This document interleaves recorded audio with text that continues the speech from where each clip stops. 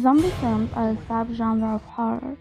In 1968, Romero made a low-budget indie film, Night of the Living Dead, which has become a commercial success, popularizing the idea of modern zombie and inspiring numerous filmmakers throughout following decades. The 21st century zombies are different to modern zombies. They're more agile, vicious, intelligent, and stronger than the traditional zombie. But whatever the scenario, the zombie has a basic model: alive but dead but alive. In a culture which separates the living from the dead, the zombie occupies the space in between life and death. It's an uncertain space. The zombie might be either alive or dead, but it cuts across these categories. It is both alive and dead. Equally, it is neither alive nor dead, since it cannot take on the full senses of these terms. True life must preclude true death. The zombie short-circuits the usual logic or distinction. If in both cases it has neither. It belongs to a different order of things in terms of life and death. It cannot be decided. Hutcheon refers to this phenomenon of both and as a postmodernist paradoxical way of thinking. While drawing inspiration from Jacques Derrida's deconstruction philosophy, postmodernism makes distinctions rather than choices. That being said, zombies can be viewed as a personification of postmodernism. They exemplify the blurring of boundaries. Warm Zombies not only shows zombies as this paradox of both dead and alive, but it also creates a sentient zombie.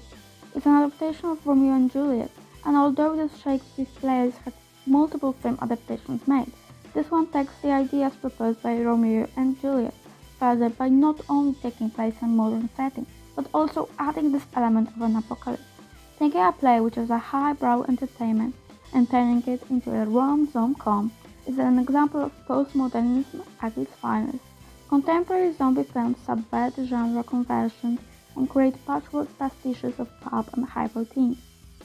R, the protagonist, is a sentient zombie, transcending the boundary between zombie and human, death and life, as his heart starts beating following his romance with a human girl, Julie. Historically, zombies are portrayed as ruthless monsters whose only goal is to eat brain, but Warm Bodies challenges this dominant ideology by presenting a zombie with existential subjectivity. It's not only the contemporary work that has done that. A Ride in a Park features a zombie committing a suicide in a moment of self-reflexivity. And self-reflexivity is a key aspect of postmodern work.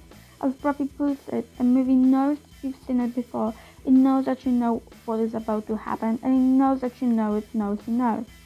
So one way they deal with it is by breaking the fourth wall, as with Zombieland and Zombieland Double Tap, a sequel that has come out 10 years after the first.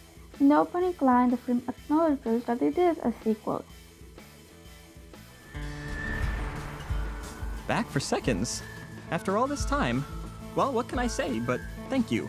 We have a lot of choices when it comes to zombie entertainment, and we appreciate you picking us. Philip Brophy describes a style of horrality, namely horror, textuality, morality, hilarity, as a narrative visually amplified by over-the-top violence. Zombieland films are exactly that. The zombies that are ripe with irony, quips, and references to the tropes and cliches of genre. Zombies reflect the inclination of postmodernism to bring into focus the conditions of marginalized existence. Although, unlike the Warm Bodies, the protagonists in Zombieland are human, they are the marginalized characters.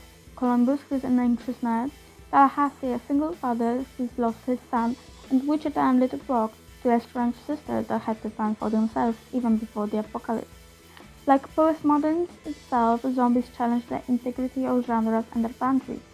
And with that, some characteristics of contemporary and postmodern film emerge, mainly self-reflexivity.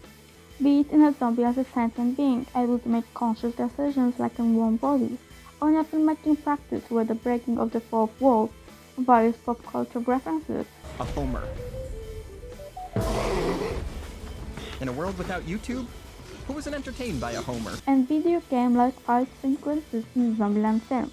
If we consider zombies as embodiment of postmodernism, then these characteristics emerge.